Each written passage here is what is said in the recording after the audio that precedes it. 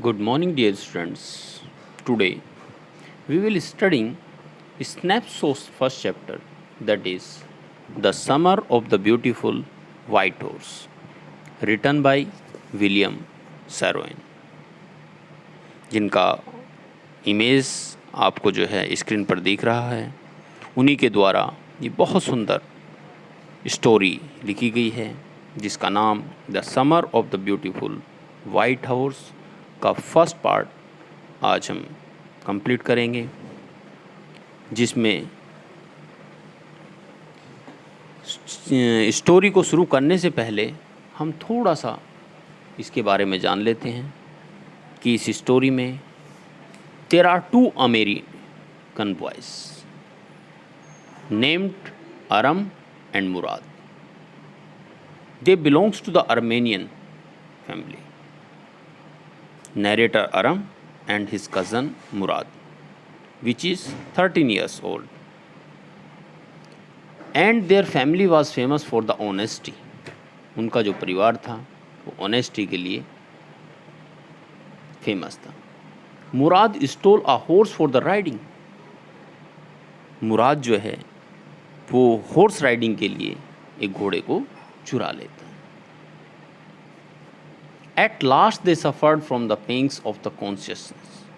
पेंग्स होता है कष्ट. उनकी कॉन्शियस ने मतलब कष्ट पहुंचा. They return the true owner the horse. और जो उसका वास्तविक मालिक था घोड़े का, उसको वो वापस कर देते हैं. चलिए स्टोरी शुरू करते हैं.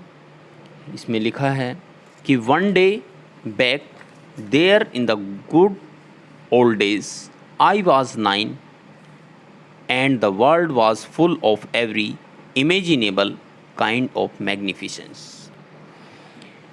कि एक दिन, बहुत पुराने समय की बात है, back in the old good days, when I was 9, जब मैं 9 वर्ष का था, and the world was full of every imaginable, जब संसार हर प्रकार की imaginable kind of magnificence, भव्यता से भरपूर था. जो मैग्निफिकेंस वर्ड आया है इसके अंदर, इसका मतलब होता है ग्लोरी. ये magnificence that is glory, GLORY.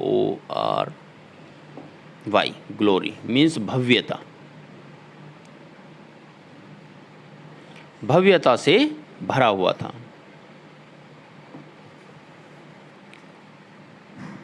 And life was still a delightful and mysterious dream. एक ही वर्ड आया इसके अंदर, मिस्टीरियस, फुल ऑफ मिस्ट्री, रहस्य. वो कहना चाह रहे हैं कि जीवन अभी भी एक सुखद रहस्यमय सपना था, dream.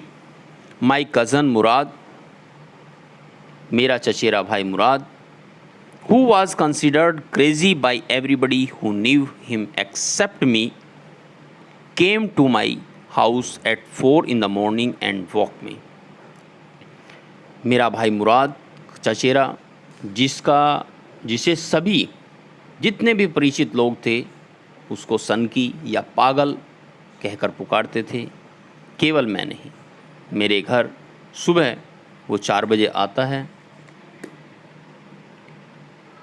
Tapping on the window of my room, और मेरी रूम की जो कमरे की खिड़की है उस पर वो थपथपाता है. अरम, ही सेड, अरम वह बोला. I jumped out of the bed and looked out of the window. मैं बिस्तर से उछलकर खड़ा हो गया तथा खिड़की से बाहर मैंने देखा. I could not believe what I show, यानी कि मैं विश्वास नहीं कर पा रहा था. वाट आई सो, कि मैं क्या देख रहा हूँ.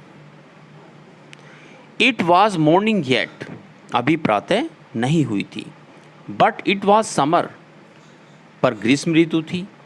And with daybreak not many minutes around the corner of the world, और कुछ भोर ही मिनटों में होने वाली थी.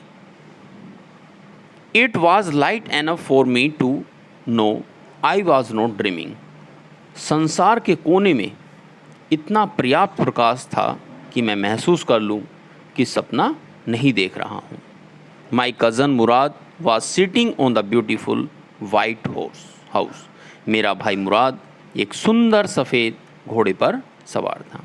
आई stuck my head out of the window and rubbed my eyes.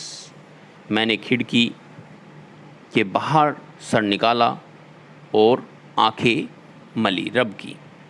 Yes he said in Armenian. हाँ, उसने आर्मेनिया की भाषा में कहा। It's a horse. यह एक घोड़ा है। You are not dreaming. तुम सपना नहीं देख रहे हो। Make it quick if you want to ride. जल्दी करो यदि तुम सवारी का मज़ा लेना चाहते हो।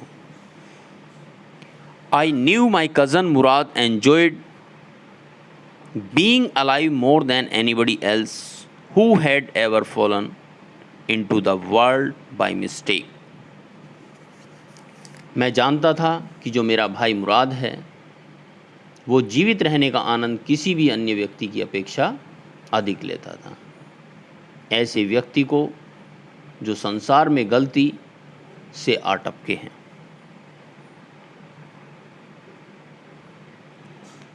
But this was more than even I could believe. पर इस समय का दृश्य तो अविश्वसनीय था। In the first place my earliest memories had been memories of the horses and my first longings had been longings to the ride. पहली बात मेरी सबसे पुरानी स्मृतियाँ तो घोड़ों से जुड़ी थी और मेरी पहली तमन्ना भी क्या थी? घोड़े की सवारी करना ही था। और ये क्या था? This was the wonderful part. यह एक विस्मयकारी बात थी। और in the second place we were poor. दूसरी बात यह था कि हम निर्धन लोग थे। This was the part that would not permit me to believe that what I saw. यही एक कारण था जो मुझे अपनी आँख पर विश्वास नहीं करने दे रहा था।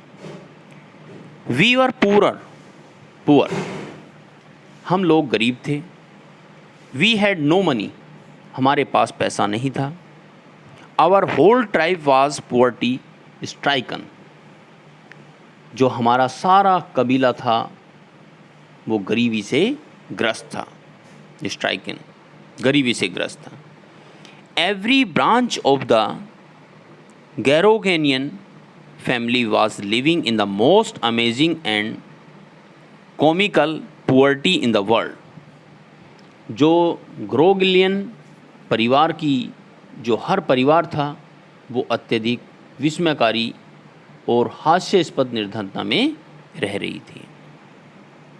Nobody could understand where we ever got money enough to keep us with food in our bellies.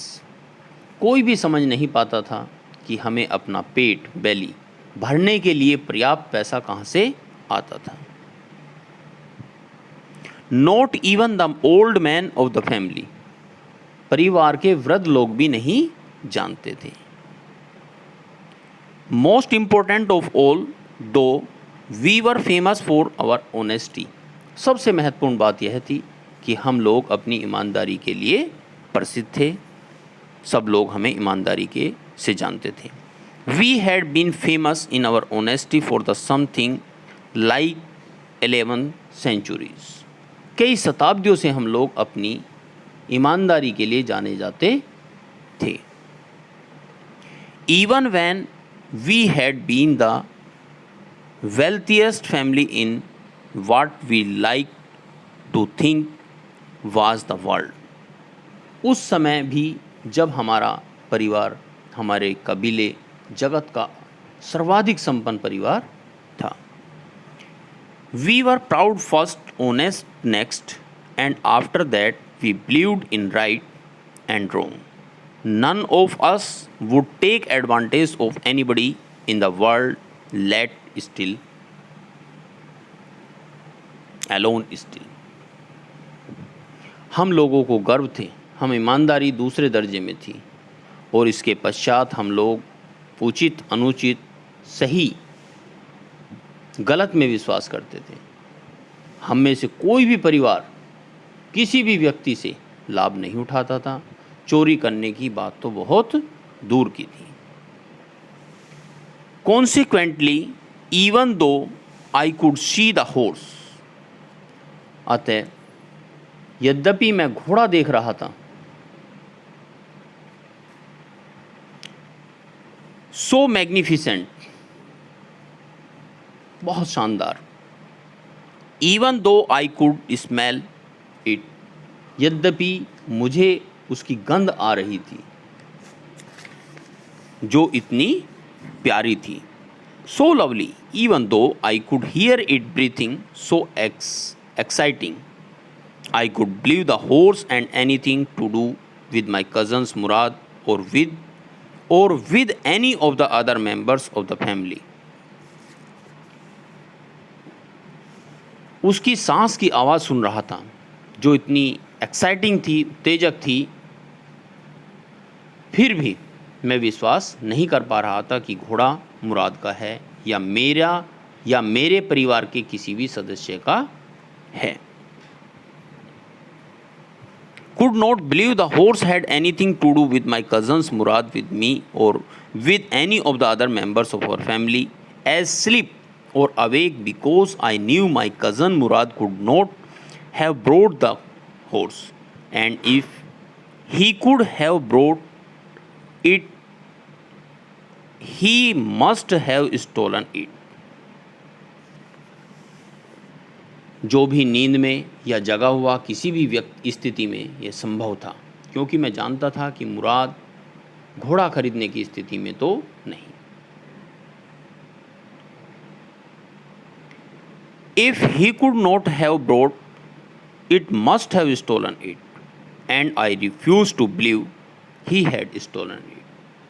और यदि उसने घोड़ा खरीदा नहीं तो चुराया ही होगा, बट नेचुरल है, और चोरी करने की बात तो मेरे जहन में बैठ नहीं रही थी, क्योंकि हमारी फैमिली किसके लिए, जो ट्रूथ है, सच्चाई है, ईमानदारी है, उसके लिए, ऑनेस्टी के लिए जानी जाती थी। No member of the Garoghlanian family could be a thief. Garoghlanian परिवार का कोई सदस्य चोर नहीं हो सकता। Could be a thief. I started first at my cousins and then at the horse. खिड़की से बाहर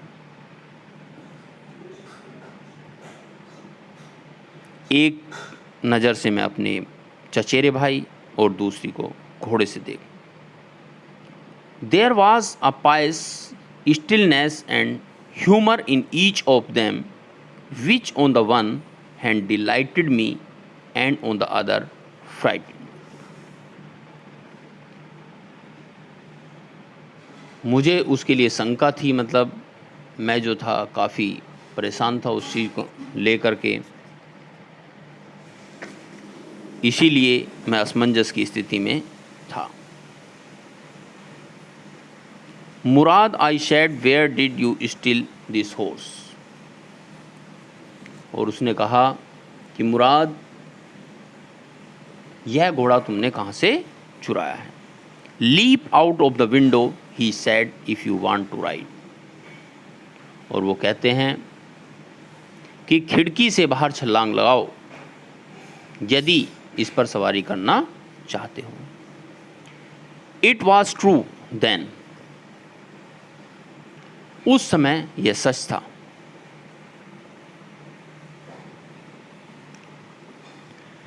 He had stolen the horse, उसने घोड़ा चुराया था। There was no question about it, इस बात में अब कोई शंका नहीं थी। He had come to invite me to ride or not, as I choose.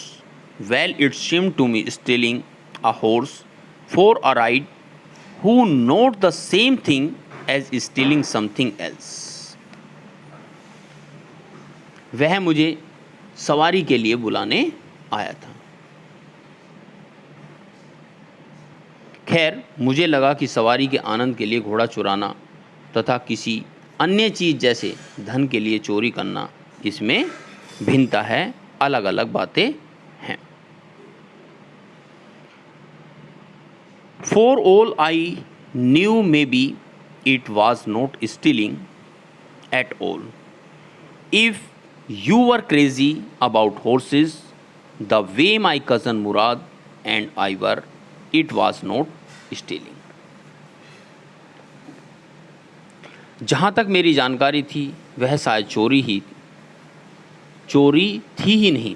यदि आपके घोड़े के लिए इतनी लालसा या दीवानापन है जितनी मुराद में या मुझ में थी, तो उसे चोरी नहीं कहा जाएगा।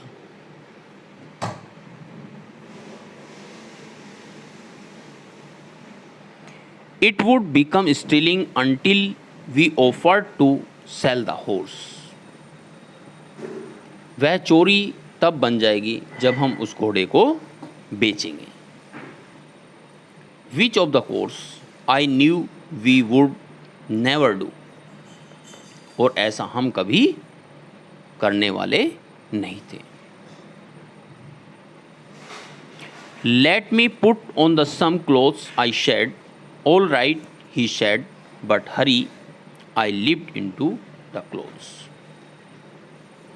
मुझे कपड़े तो पहन लेने दो, मैं बोला। ठीक है, उसने कहा, जल्दी। मैंने झटपट कपड़े पहने। I jumped down to the yard from the window and leaped up onto the horse behind my cousin Murad. मैंने आंगन में छलांग लगाई और भाई मुराद के पीछे घोड़े पर बैठ गया। That year we lived at the edge of the town. उन दिनों हम नगर जो वालनट था की सीमा पर रहा करते थे। Lived up onto the house. That year we lived at the edge of the town or Walnut Avenue. Behind our house was the country vineyards. हमारे घर के पीछे कुछ ग्रामीण क्षेत्र था। Orchards, irrigation, ditches and country roads. अंगूर, केलों के बाग और सिंचाई के लिए बने गड्ढे, देहाती सड़कें थी। In less than 3 minutes we were on Olive Avenue.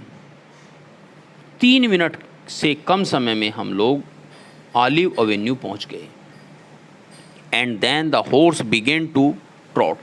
और फिर घोड़े ने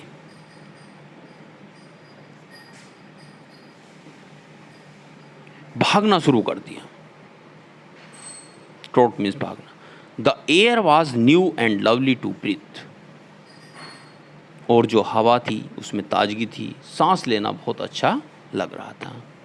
thank you so much dear students. इसके आगे हम सेकंड पार्ट में करेंगे.